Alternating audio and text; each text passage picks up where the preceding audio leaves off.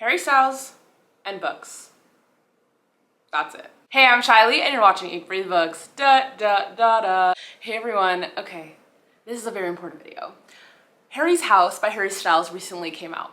I love Harry Styles, I love Harry's house, and I love books. So I thought, why not recommend books that, you know, when I listen to Harry's album, make me think of these books, just recommendations. I did this for Olivia Rodrigo's Sour. I'll leave the link in the description if you want to watch it. Just thought it would be fun. I just woke up this morning and I was like, whoa, what if I just give recs for books based on Harry's house songs? Like, great, let's do it. So, yes, elephant in the room. I am wearing a Jonas Brothers shirt and this is a Harry Styles video. But without further ado, let's get started. The first song is the Ant Farm theme song. Just kidding. It's music for a sushi restaurant. I don't really know what the song's about. I think he's just telling somebody that he likes them and they make them kind of happy, and I don't know.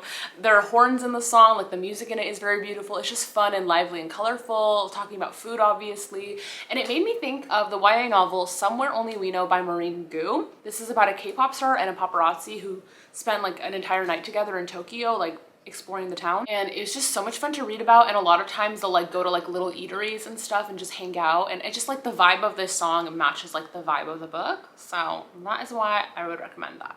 The next one, it might be my favorite song on the album right now, and that's Late Night Talking by Harry Styles. Why am I saying by Harry Styles? The whole video is about Harry Styles, about Harry and this person doing all this late night talking, getting closer, talking at night, and that made me think of one of my favorite books, which is Better Than the Movies by Lynn Painter. I love this book so much. This is her first YA novel, and it's an homage to rom-coms. Basically, the protagonist is a big like rom-com fan, rom-com soundtrack fan. When this guy that she used to be friends with as a kid moves back to her town, she like believes they're meant to be together. Like, this is gonna be their rom-com. But she needs the help of her neighbor, who she doesn't get along with very well anymore. She gets him to like help her go out with the other guy in exchange for this ideal parking spot on their street. I think we all know how these kind of stories usually go. Cute, it's so much fun. And Late Night Talking makes me think of it because, you know, obviously they have to like get together to like discuss like the next step in getting her to go out with this guy, and they're like talking late at night, but they're also talking about their past and things like that. And it's just like over time realizing she might like him and he's always liked her, and it just like gives me that good late night talking vibe, you know? Okay, the next one is Grape Juice Blues, and I interpret it to be like Harry's having a hard time getting over somebody. And I thought of two books that I actually read in high school. So one of them is I Heart You, You Haunt Me by Lisa Schroeder. This is a book, it's YA, and it's told in verse. It's like poetry,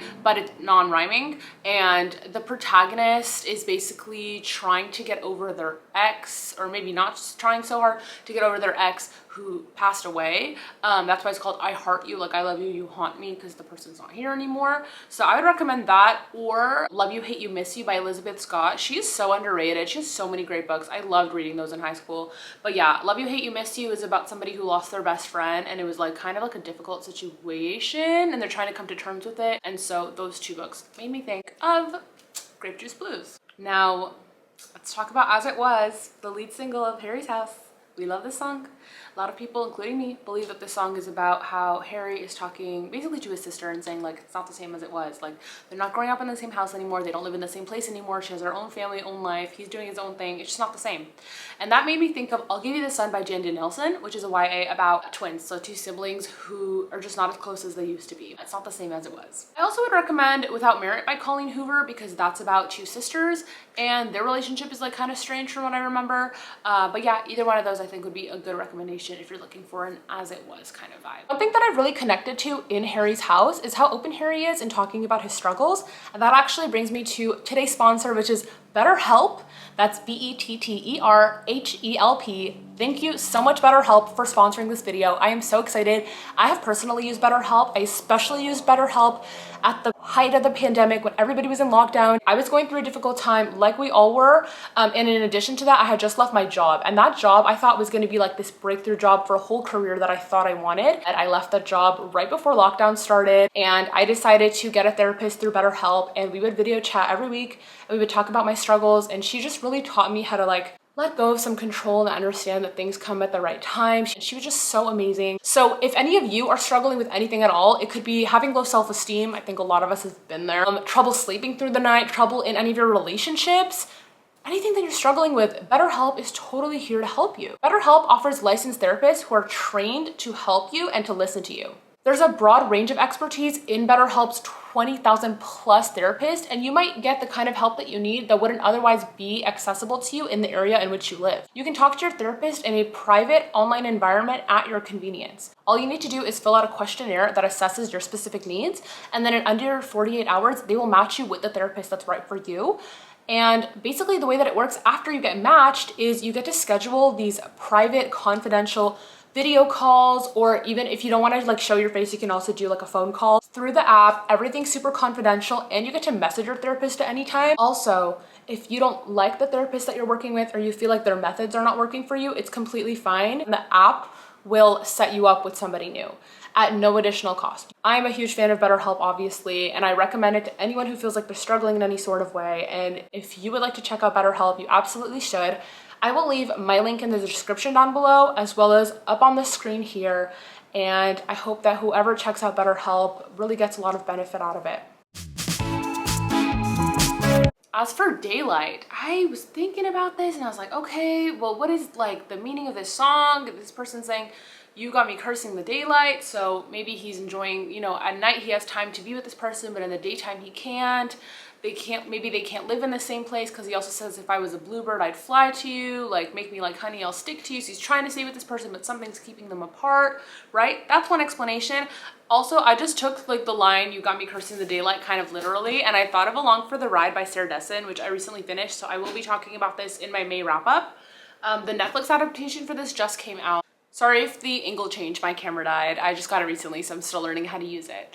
Okay, we were talking about Along for the Ride, and Along for the Ride is about two people who basically fall in love during the nighttime because they both have their own form of insomnia, and you know, based on traumas and things like that. And so they spend a lot of time together. So I just took the lyrics more literally, like you got me cursing the daylight, because they prefer the nighttime over the daytime. I'm excited to watch the Netflix adaptation. If you've watched it, let me know, but just make sure not to post any spoilers down below.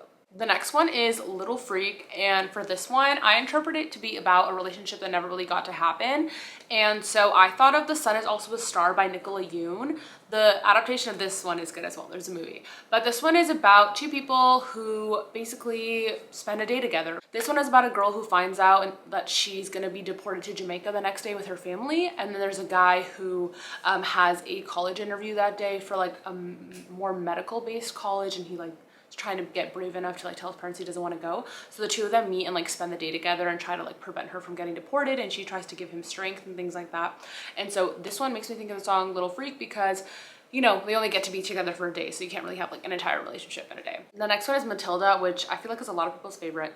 This one I interpret to be about a girl who grew up in a home that may not have been the kindest to her at times, and now she may or may not want to like leave and move somewhere else, but she's afraid. And so Harry's trying to like give her encouragement that it's okay to, you know, have a new life and things like that. But obviously there are a lot of like complicated feelings that come with that. So Tashi Bouillon wrote a show for two, which just came out a week or two ago, and I read it, so I'll talk about it in my May wrap up. But this one is about a girl in a very similar situation who lives in New York, wants to move to California and get away from her parents, who she just feels like do not treat her well. And she's afraid, but she really wants to go. But then she starts to question that when she starts seeing New York from her own eyes, but like through this relationship she starts getting into with this guy who is an actor who's going like undercover at her school. And she like needs his help, and they don't get off on the right foot, and there's just so much there. But I will talk about this in my wrap up. But yeah, that aspect definitely made me think of Matilda by Harry Styles. The next one is Cinema, which is such a fun one. I just love the cinema. So I took this one pretty literally, and I thought about Regretting You by Colleen Hoover, which is told in dual POV. So one point of view is from the mother, and the second point of view is from her daughter. So with the mother, it's kind of like a second chance romance, and the daughter, she falls in love with this guy who may or may not be a bad boy. He's got leather jackets, and he like, you know, has the lollipops and that whole thing going on, but there's a lot more to him than that. And he's trying to create a short film for a college application or a competition, I'm not really sure, but I just took that really seriously, like literally, because like he's making a film, he loves cinema. And I love that book. Next one is Daydreaming. This is really just about Harry daydreaming about someone, loving someone, So I just picked just a book that I remembered is romantic, and that's Serious Moonlight by Jen Bennett. So basically this girl and guy, like, they meet one time and I don't really know what happens, but they're like not together after that. And then she like runs into him and it turns out now they're gonna be working at the same hotel, and like she starts to realize maybe she does like him. So she's like daydreaming about him, thinking about him. It's not that deep, but I like this book. I like this book. And so I thought that you might like it too if you're looking for something that has like that cute, romantic, like daydreamy vibe. The next one is Keep Driving, which I saw a really good interpretation of this from someone on TikTok, and I'm sorry, I do not know what her username was. But she basically said that Keep Driving is a song where Harry compares a relationship to an engine of a car that may be a little bit broken down, and that's like a relationship that may or may not be working, and he's throwing out all these things that like the relationship entails, all these little memories and stuff like that, and then he keeps saying, should we just keep driving? Like, should we keep trying with this relationship and like going forward even though there may be kinks in the engine or in the relationship? For this one, my recommendation isn't really about that actually. I find that most of the books I read have more like happy endings and things like that, and not really like a lot of like difficult relationship stuff. So if you have a recommendation for this, definitely comment down below. I just decided to recommend a road trip book, and that's Amy and Roger's Epic Detour by Morgan Matson. I remember people really loving this like some years back, and I just thought I'd bring it up again. This one is about this girl who, yeah, basically goes on a road trip with a guy who I don't think she knows very well, but she needs to get across the country after like a tragedy happens in her family. And so yeah, she's with this guy and they just like keep going through the road trip even though she's like dealing with a hard time and things like that. So I guess that's kind of like the should we just keep driving, like should we just keep going through this. That's my recommendation for Keep Driving. The next one is Satellite, and for this one my recommendation, it's actually my current read, that's Every Summer After by Carly Fortune. I recommend this one because this is about, basically it's told in like different timelines. So one chapter will be in present day and the next chapter will be in the past. Basically this 30-year-old is reminiscing on her past when she was a child and a teenager growing up in a beach house every summer next door to a family with 2 boys. Does it sound like The Summer After Pretty by Jenny Han? It does, which I also love that one very much. But yeah, this one is like they haven't talked in like many years, and now like a tragedy struck and she needs to go back to like the beach town, and she's gonna see him again for the first time after all these years, like see the guy that she fell for and his brother. Obviously it's bringing up like a lot of memories for her, and like Satellite is definitely, I feel like, about that. Like, is like, do you still miss me? Like, do you still think about me? Like that kind of situation. And so I feel like that was very fitting for so far of what I've read in this book of Every Summer After by Carly Fortune, which is a debut and everybody's been raving about it, and it literally got blurred by Emily Henry, who says a radiant debut, which is like incredible. And I believe she's also a Canadian author. I thought that was cool. So that's my rec. I'm also filming a reading vlog of me reading this, so definitely stay tuned for that. I don't know which video is going up first, but yeah, if it's up, I'll leave it down below. If it's not up yet, then just keep an eye out for it. The next one is Boyfriends, and to be honest with you, I do not have a recommendation for this. This song is about how boyfriends sometimes suck. Well, I guess I could recommend It Ends With Us by Colleen Hoover. That's a really good book. I love that book. That has to do with like a really difficult relationship. I guess that's like the pretty closest recommendation I can give. I'm not really sure what to recommend for boyfriends, so if you have a rec, you can definitely leave it down below. And Love of My Life. So I was looking up people's interpretations of Love of My Life on Genius, and people were saying that this song really is about Harry's love for England, where he grew up. Like, baby, you were the love of my life, and like, you know, things are just not the same anymore.